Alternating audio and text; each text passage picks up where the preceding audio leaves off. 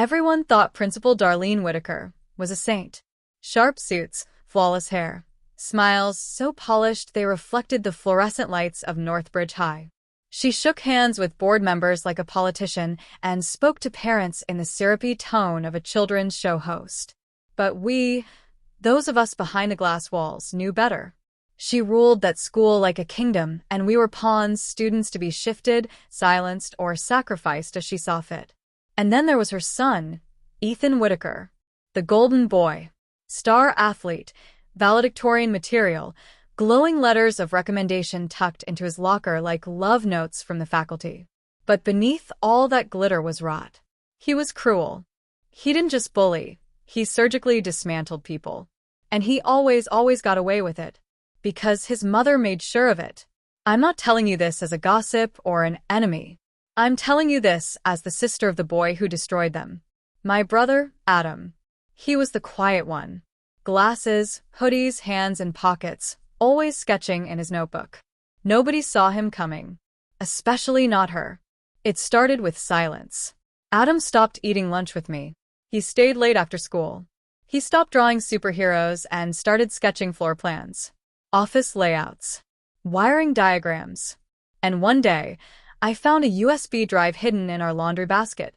I shouldn't have opened it, but I did. And what I saw, hidden camera footage, audio recordings, emails intercepted from the staff network. Every whispered abuse, every cover-up, every student Darlene had expelled to protect Ethan. It was all there. My brother wasn't just angry. He was building a war. Adam didn't tell me everything, not at first. He said the less I knew, the safer I'd be. But I wasn't stupid. I started noticing things. Teachers suddenly on edge. The hall monitors nervous. Ethan? He was unraveling. Paranoid. He started lashing out in class, punching lockers. Rumors flew that someone had accessed his phone, posted screenshots of his group chat. Vile things, targeted bullying, confessions of what he and his friends had done. Darlene launched an internal investigation. She locked down the school Wi-Fi, interrogated students, suspended 2 innocent kids to make a point. And Adam just kept walking the halls like a ghost. I remember the night I confronted him. It was raining. He was in the garage, dismantling a smoke detector. "What are you doing?" I asked. He didn't look up. "Justice. You're going to get expelled. Or arrested." "Good." He showed me a list. Names of every student Ethan had humiliated, every teacher Darlene had forced to resign. Next to them, evidence. Dates. Files. Testimonies. "You can't fix a broken system by playing inside it," he said. "You have to break it open." And then he looked at me. Eyes sharp. Calm. She made me invisible. Now I'm going to make her unforgettable. It was too late to stop him. The morning it happened, Northbridge looked like a war zone waiting to happen. Teachers whispering. Students buzzing with rumors. Someone had hacked the PA system. And then, just after the second bell, Adam's voice rang out across the school. "Attention, Northbridge High. This is not a threat. This is a truth. The following is a list of crimes committed under the leadership of Principal Darlene Whitaker." He read them all. Every lie, every document, every recording. Screens across the school lit up. Phones buzzed with links to a shared drive, files no one could deny. Darlene tried to shut it down.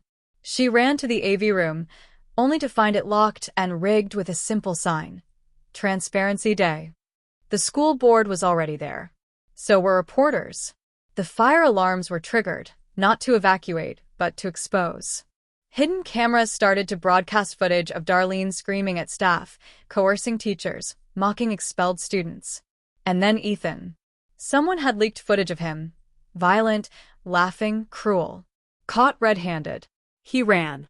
Darlene was escorted out of the building. Not in cuffs, but close enough. The silence afterward wasn't peace. It was the kind of quiet that follows a scream.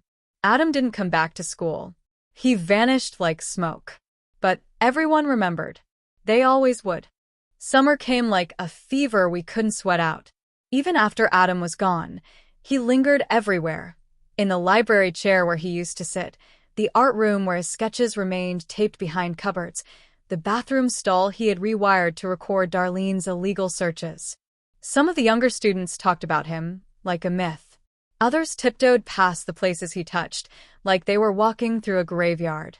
I missed him, not just because he was my brother, but because he had been the only one brave enough to hold a mirror to all of us. And now that he was gone, everyone was trying not to look at their own reflections. Northbridge High tried to heal. The halls were repainted. Mr. Walters gave long, clumsy speeches about community and kindness. There were assemblies about ethics, mental health, and bullying. But they were bandages over broken bones. One day, during my senior year, a new girl transferred in. She had fire in her eyes and a burn mark on her wrist. I saw her in the cafeteria, alone, reading The Prince by Machiavelli. Something about her reminded me of Adam. Too aware, too quiet, too angry. I didn't know her name, but I knew her story before she spoke. The system had gotten to her too. It always did. And I realized then, this wasn't over. Because power, when taken from a tyrant, doesn't disappear. It waits. It finds new hands, new faces, new justifications. One evening, while sorting through Adam's things, I found a USB tucked behind his old sketchpad. It was labeled simply, Phase 2. It contained files, not about Darlene, but about others, regional administrators, board officials, donors who had ignored abuse in multiple schools across the state. Adam hadn't been finished. He had started a fire, and he meant for it to spread. I uploaded the files. An anonymous leak. Headlines exploded. Resignations followed. The fire Adam left behind was alive again. One morning, a letter arrived. No name. Just one sentence in his handwriting. It always takes one to start the fire. It takes the rest of us to keep it burning. Northbridge was no longer the same school. The tension, the feeling that this place was once a battlefield, still hummed underneath. But this time, we weren't afraid. A few weeks after the leak, a student-led council was formed. We called it the Watch. No vayis. No names. But we listened. We documented. We made sure the power that had once been abused could never grow unchecked again. The new vice principal, Ms. Barron, tried to reassert control. But each authoritarian policy she proposed was dismantled by swift, public resistance. She resigned by spring. That spring, I gave a speech at graduation. I stand here today not because I was the best student. I stand here because someone I loved reminded us that silence is complicity. That power without accountability becomes cruelty. The applause started slow. Then it roared. That night, I sat under the same stars Adam and I used to trace. I imagine him watching. Maybe he was still leaking files. Maybe he was just resting. We had torn down a queen. We had exiled her prince. And in their place, we planted something dangerous. A garden of fire. And if the old system ever tried to rise again, we'd be waiting. Subscribe now and never miss out.